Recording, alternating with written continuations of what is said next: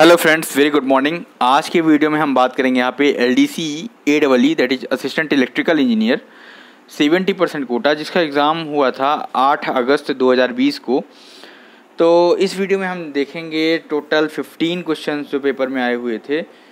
तो इसमें most of the questions numerical हैं, क्योंकि न्यूमेरिकल क्वेश्चंस थोड़ा डिफ़िकल्ट होता है जिन्होंने पढ़ाई को डिसकंटिन्यूस कर दिया है।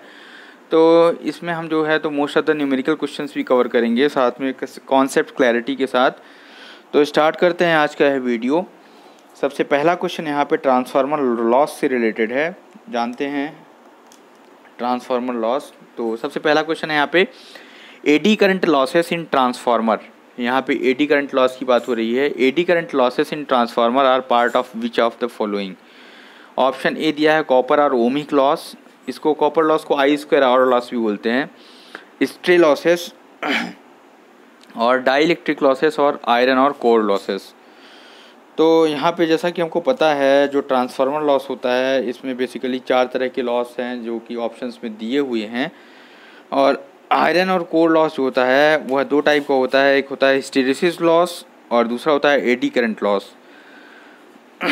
आयरन और कोर लॉस को जो है तो हम इसको नो लोड लॉस भी बोलते हैं, और जो कॉपर और ओमिक लॉसेस है उसको हम लोड लॉसेस भी बोलते हैं। ठीक है, तो यहाँ पे जो एडी करंट लॉस है तो eddy current loss is a type of what iron और core losses. Okay, so D is the right answer. D क्या होगा? राइट आंसर होगा इसका। नेक्स्ट क्वेश्चन है यहाँ पे coal based thermal power plant account percentage of power generation in India. Option A दिया 20%, option B 5%, option C 60%, option D 0.5%।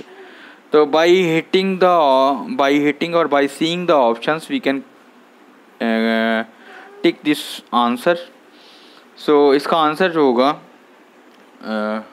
60% जो है तो यह आंसर एक्यूरेट नहीं है, क्योंकि अकॉर्डिंग टू 2018 जो पावर कैलकुलेशंस है जो हमारा वह लगभग उसमें जो coal based thermal power plant हैं वो लगभग 74% ऑफ एनर्जी जो है तो उनसे मिलती है हमको। इसके अलावा जो है 18% है वह हमारा रिन्यूएबल एनर्जी सोर्सेस जो है तो हमारे एकोमोडेट करते हैं उसमें। जैसा कि आपको पता होगा इंडिया ने जो है तो 2030 तक टोटल 2022 तक जो है 2022 तक जो है तो रिन्यूएबल एनर्जी सोर्सेस का यूज़ जो है करके 125 गीगावाट एनर्जी प्रोडक्शन का एम रखा है।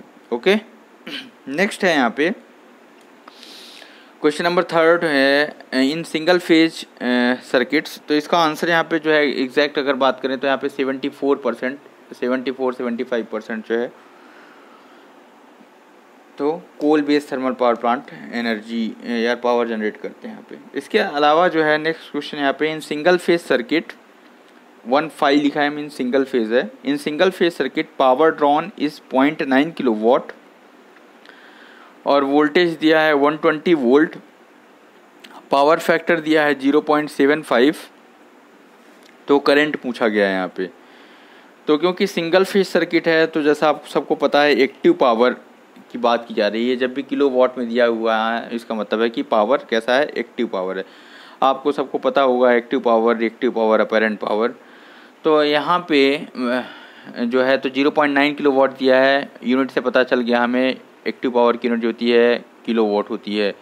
तो P इक्वल टू हमको पता है एक formula V into I into cos phi होता है। Cos phi is nothing but a power factor. तो यहाँ से अगर इस फॉर्मूले में आप वैल्यू रखेंगे, P की वैल्यू 0.9 किलोवाट, V की वैल्यू 120 वोल्ट और कॉस फाई की वैल्यू जो है पावर फैक्टर की वैल्यू 0.75 रखेंगे, तो यहाँ से जो है करंट का वैल्यू आएगा, और करंट का वैल्यू जो आएगा वह कितना आएगा? 10 ampere. Please calculate it self. इसके अलावा नेक्स्ट है calculate line current in star connected load. यहाँ पे स्टार कनेक्शन और डेल्टा कनेक्शन अगर आपको थोड़ा बहुत हल्का फुल्का याद हो तो प्लीज़ उसके रिकॉल करिए। दिया है यहाँ पे calculate line current in star connected load in 3 phase circuits. ध्यान रखिए यहाँ पे 3 फेज सर्किट्स की बात हो रही है। और लाइन वोल्टेज दिया है 250√3 वोल्ट। पावर ड्रॉन दिया है यहाँ पे, फिर से एक्टिव पावर की बात हो रही है 1.5 किलोवाट। और पावर फैक्टर जो है वह 0.8 दिया हुआ है। पावर फैक्टर इस यूनिट लेस क्वांटिटी, ये भी याद रखिए, कई बार पूछ लेता है कि पावर फैक्टर की यूनिट क्या होगी।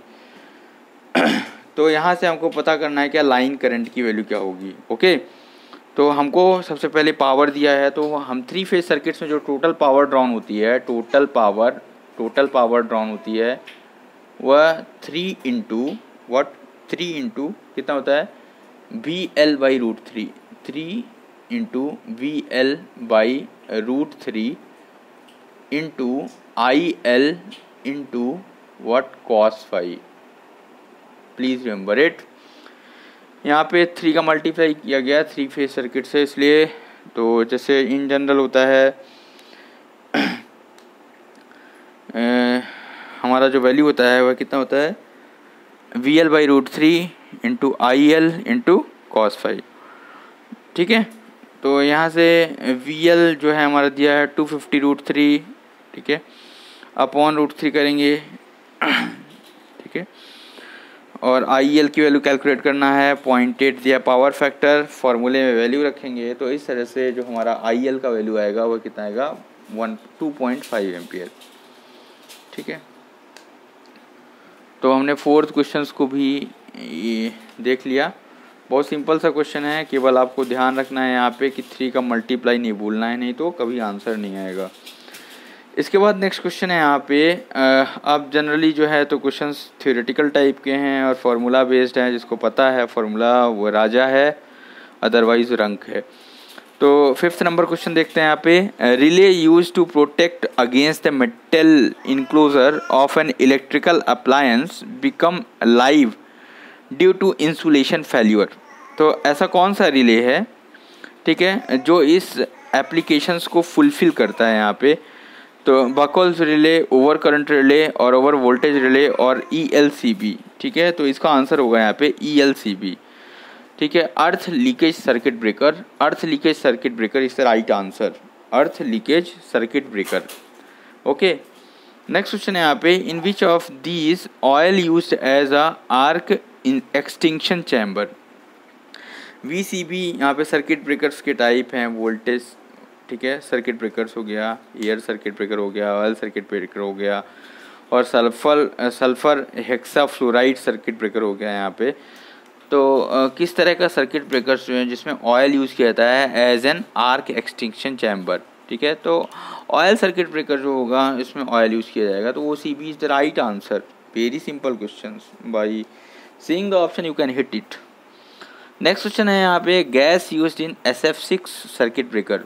कितना सिंपल सा है, SF6 का अगर किसी को फॉर्मूला पता होगा कि सल्फर हेक्साफ्लोराइड है तो उसका आंसर वो टिक कर देगा। तो यहाँ से sulphur trifluoride, sulphur hexafluoride, sulphur dioxide, sulphur hexafluoride, इसमें क्या आंसर आएगा सल्फर हेक्साफ्लोराइड। सिंपल सा आंसर है, सिंपल सा क्वेश्चन है। इसके बाद यहाँ पे पूछा जा रहा है कोर लैमिनेशन रिड्यूसेस। तो कोर लैमिनेशन की बात हो रही है यहाँ पे। अच्छा, ये बकल्स रिले जो है तो बेसिकली यूज किया जाता है प्रोटेक्शन ऑफ ट्रांसफार्मर में। ठीक है, जिसमें क्या लार्ज क्वांटिटी ऑफ ऑयल जो होता है एब्जॉर्ब करता है ट्रांसफार्मर्स, तो उसके लिए जो है प्रोटेक्शन ऑफ ट्रांसफार्मर जो है बकल्स रिले द्वारा किया जाता है। इसके अलावा अगर बात करें यहाँ पे कोर लैमिनेशन, तो कोर लैमिनेशन किस लिए किया जाता है, सबको पता है। कोर लैमिनेशन जो होता है वह एडी करंट लॉस को रिड्यूस करता है। कोर लैमिनेशन क्या करता है, एडी करंट लॉस को रिड्यूस करता है। तो इसका आंसर जो होगा यहाँ पे डी आंसर होगा, एडी करंट लॉस। ठीक है, इसके अलावा क्वेश्चन है करंट ट्रांसफार्मर यूज्ड फॉर। तो CT बोलते हैं इन शॉर्ट करंट ट्रांसफार्मर को। तो करंट ट्रांसफार्मर जो है प्रोटेक्शन एंड मीटरिंग में और रेक्टिफिकेशन ऑफ करंट में और डिस्ट्रीब्यूशन ऑफ पावर में और नन। ठीक है, या इसका जो है बेसिकली करंट ट्रांसफार्मर का यूज़ होता है वह यूज़ करते हैं हम रेक्टिफिकेशन ऑफ करंट में। जो हाई क्वांटिटी और हाई वैल्यू ऑफ करंट होती है उसको हम लोअर वैल्यू ऑफ करंट और लोअर जो है एम्पलीट्यूड ऑफ करंट है उसमें लाते हैं। तो उसके लिए जो है हम करंट ट्रांसफार्मर का यूज़ किया जाता है यहाँ पे। तो रेक्टिफिकेशन ऑफ करंट जो होगा इसका राइट आंसर होगा। नाम से ही पता लग रहा है करंट ट्रांसफार्मर है। इसी प्रकार वोल्टेज ट्रांसफार्मर भी यही काम करता है, जो high value of high voltage होगा जो भी उसको वह लोअर वोल्टेज में लाएगा। ठीक है। इसके अलावा क्वेश्चन है यहाँ पे लाइन वोल्टेज और फेज वोल्टेज दिया हुआ है और उनके बीच में रिलेशन पूछा हुआ है स्टार कनेक्टेड अरेंजमेंट में। ध्यान रखिए यहाँ पे स्टार कनेक्टेड अरेंजमेंट की बात की जा रही है। अच्छा, एक और पॉइंट है, करंट ट्रांसफार्मर जो है बेसिकली वह क्या करता है, अल्टरनेटिंग करंट प्रोड्यूस करता है। It's secondary. ठीक है, क्योंकि सेकेंडरी और प्राइमरी जनरली ट्रांसफार्मर में लिंक्ड होता है, तो with the help of primary alternating current it produces alternating current in secondary winding. Okay, तो यहाँ पे नेक्स्ट क्वेश्चन है यहाँ पे रिलेशनशिप बिटवीन फेज वोल्टेज और लाइन वोल्टेज के बीच का। तो जो फेज वोल्टेज होता है वह कितना होता है, VL/√3, line voltage upon √3, line voltage upon √3 इसका राइट आंसर यहाँ पे होगा। इसके अलावा नेक्स्ट क्वेश्चन पूछा जा रहा है यहाँ पे in DC series motor I यहाँ पे है, I that means what, armature current की बात हो रही है। I being current the torque is proportional to. तो DC सीरीज मोटर के लिए जो है टॉर्क जो होता है वह हमेशा क्या होता है, is proportional to square of the current. याद रखिए, torque is always proportional to square of the armature current. ठीक है, DC सीरीज मोटर के लिए। कमेंट बॉक्स में आप DC सीरीज मोटर का एप्लीकेशंस बताइएगा प्लीज़। नेक्स्ट क्वेश्चन यहाँ पे पूछा जा रहा है यहाँ पे IGBT फुल फॉर्म्स के 4 क्वेश्चंस थे लगातार, बहुत सिंपल क्वेश्चंस थे, मार्क्स स्विचिंग थे। तो IGBT स्विचिंग कैरेक्टरिस्टिक बहुत अच्छी होती है इसकी, IGBT की insulated gate bipolar junction transistor. ठीक है, IGBT insulated gate GATE gate bipolar junction transistor. जैसा कि आपको FET अगर आपने पढ़ा होगा फील्ड इफेक्ट ट्रांजिस्टर, तो IGBT समझने में आसानी होगी। उसमें 3 तरह के जो है हमारे टर्मिनल होते हैं FET में, गेट होता है, सोर्स होता है और ड्रेन होता है। तो insulated gate bipolar junction transistor जो होता है इसकी स्विचिंग कैरेक्टरिस्टिक्स बहुत अच्छी होती है, इसलिए इसको लोको में भी, आप इलेक्ट्रिक लोकोस हैं उसमें, मॉडर्न इलेक्ट्रिक लोकोस में IGBT का यूज़ किया जा रहा है। इसके अलावा यहाँ पे है PPA स्टैंड्स फॉर, काफ़ी इंपॉर्टेंट क्वेश्चन है। PPA जो है वह पावर परचेज एग्रीमेंट है, पावर परचेज एग्रीमेंट, सबको पता होगा ये क्वेश्चन। तो power purchase agreement is the right answer, power purchase agreement. इसके अलावा नेक्स्ट है BEE, ये भी सबको पता होगा, bureau of energy efficiency, bureau of energy efficiency is the right answer, bureau of energy efficiency is the right answer. इसके बाद LTOA और MTOA, यहाँ पे एक और लिख देता हूँ टर्म, MTOA और LTOA, LT for long term, MT for medium term, open access, open access.